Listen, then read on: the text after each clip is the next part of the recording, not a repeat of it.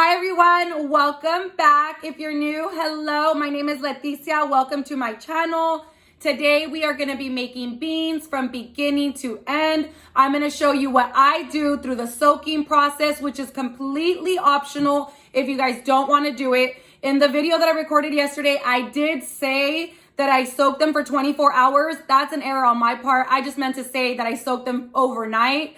I use Peruvian beans, but if you guys want to use pinto beans, you make this the exact same way. So like I said, I'm going to walk you through how I soak them, how I boil them, and then how I refry them. We're going to jump right in. If you guys are new, don't forget to like and subscribe, and I'll see you soon.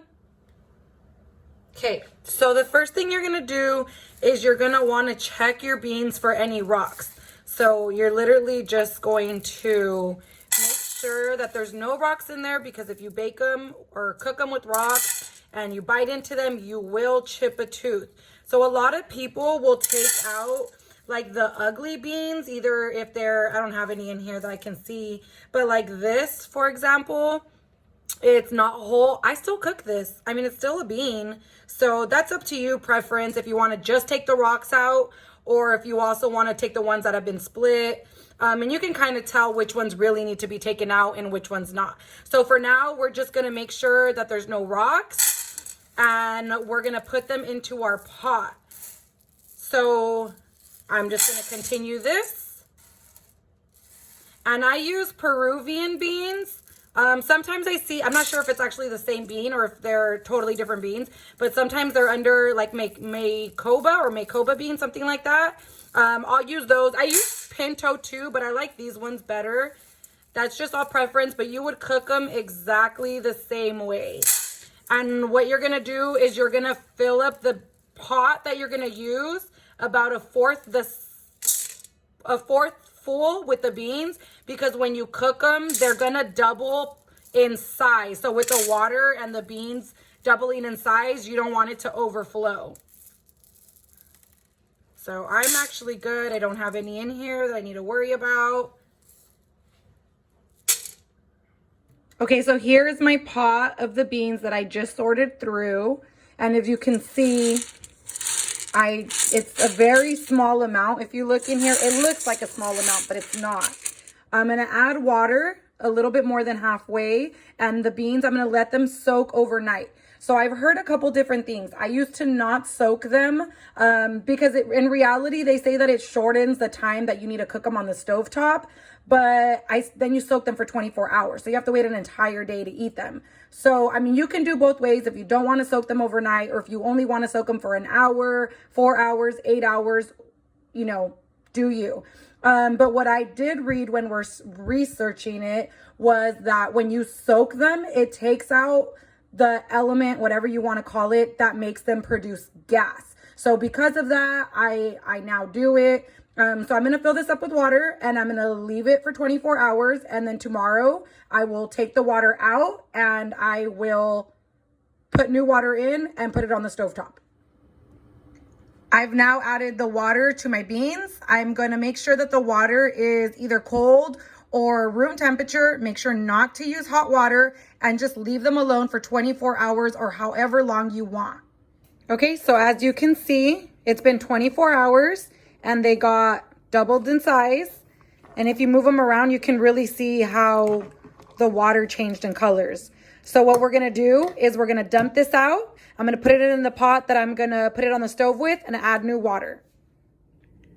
So as you can see, I added water to about there. Now I'm gonna go ahead and I'm gonna add, usually I'd add a whole onion, but I, for some reason, had 2 halves of 2 different onions, so I'm throwing that in, but a full onion is good. If you wanna go ahead and add a garlic clove, you can do that as well. It adds that extra flavor. I'm not adding garlic today. If you don't have an onion to add in, it's okay. Your beans will still cook the same. It does give it a little added flavor, so make sure that you try it both ways to see which way you like better. But I highly encourage that extra onion. The beans have now been cooking for about an hour. They're still not ready, but I can already smell them with the onion in there. Trust me, guys, you don't want to forget the onion. It adds flavor. It's on a medium heat, and I don't have it covered. I know a lot of people will cover it and cook it on a really low heat. I don't do that. I guess that's preference. I feel like it takes a little bit longer. So medium heat, uncovered for me, and I just leave it alone. No need to stir. If you want to stir it because you're scared it's going to stick to the bottom of your pan, you can, but you're basically just going to leave them alone. It has now been an hour and 20 minutes, and if you get a bean, you see it easily smashes. So we're going to go ahead and we're going to add salt.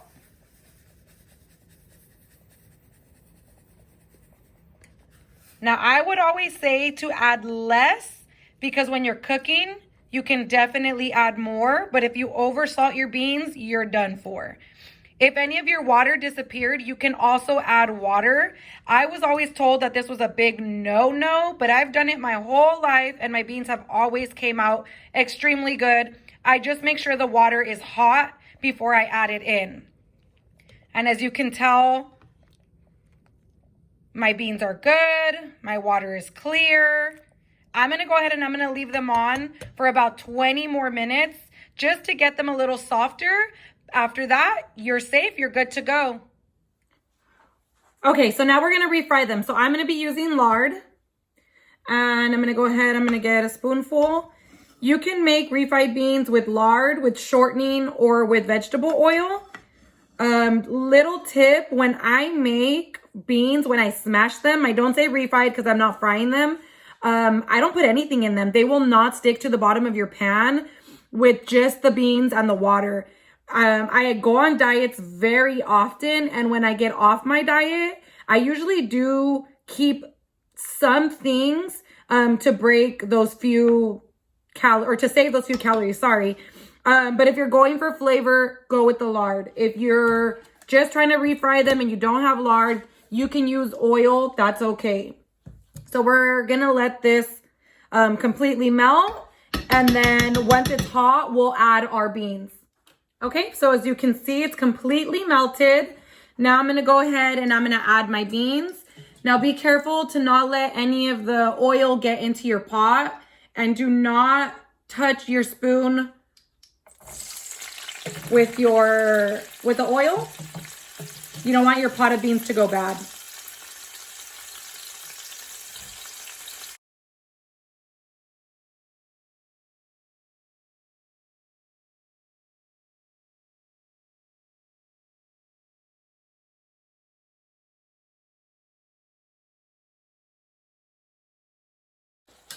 Okay, and then we're just gonna smash.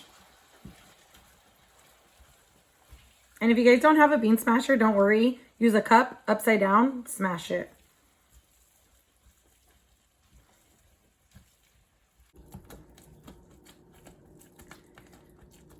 All right. And this is your finished product.